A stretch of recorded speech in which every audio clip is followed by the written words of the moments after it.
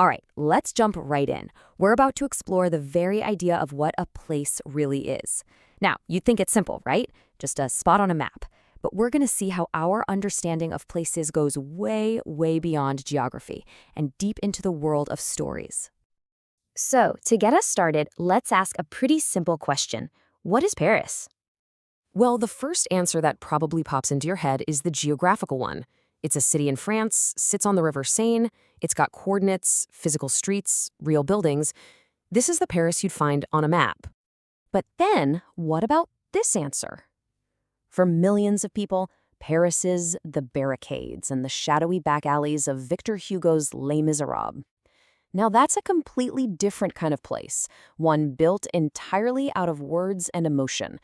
And, we can just keep piling on the layers. It's the romantic backdrop for tons of films, the subject of famous impressionist paintings. Every single one of these adds another dimension, another layer of meaning to our idea of Paris. So, here's the crucial point. A place isn't just a physical location. It's this dense, overlapping web of reality and imagination, of stories and memories and ideas that all come together to shape how we see it. And that brings us to our first big idea. Okay, so to really get how we started thinking this way, we need to talk about a massive shift in thinking called the Great Spatial Turn. See, for a long, long time, the way we analyzed the world was dominated by just one thing: time.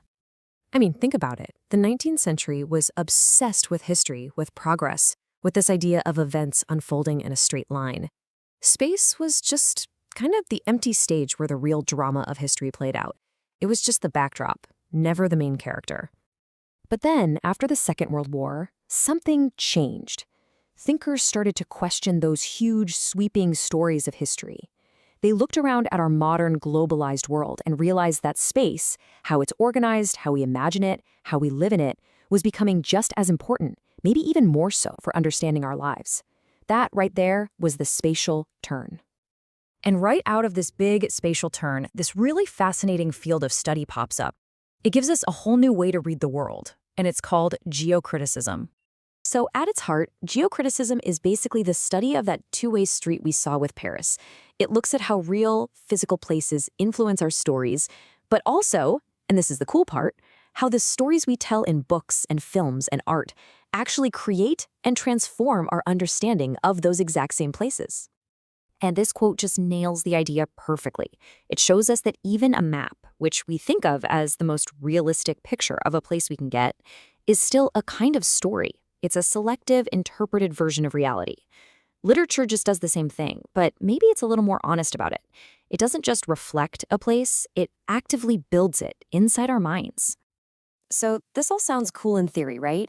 But how do we actually do this? How can we apply these ideas and really learn to read a place in this totally new way?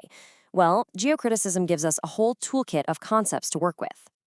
First up is transgressivity. It sounds like a fancy word, but the idea is actually pretty simple. Space isn't static. It's not locked down. It's always in motion. Think of a border town where cultures are constantly mixing, or how a fictional story can completely change how you feel about a real street in your neighborhood. Space is always crossing these lines, flowing between what we call real and what we call imaginary. Next, we've got this idea of the referent and the representation. This is all about the constant conversation going on between the real world and the fictional one. It's not just that the real world inspires a story. That story then turns around and influences how we see the real world. I mean, a novel you read about a city will totally change how you experience that city when you finally go visit.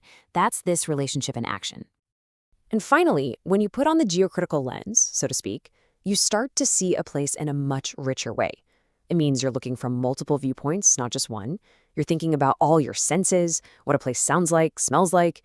You're digging down through the layers of history, and you're seeing how all the different stories about a place actually talk to each other. It's about seeing the whole picture. So why does any of this matter? Because this way of thinking shows us that the power to define and shape places doesn't just belong to official geographers or cartographers. I love this example. Take the Italian city of Trieste. One critic called it literature squared because its identity was so profoundly created by its writers. They didn't just write about Trieste. In a very real way, they became the authors of the city, generating its entire character and meaning for the rest of the world. And this is not some one-off thing, right? Can you even think of Dublin without your mind immediately going to James Joyce? Or St. Petersburg without Dostoevsky? These places have become fundamentally tangled up with the literary worlds built around them. The story becomes just as real as the stone.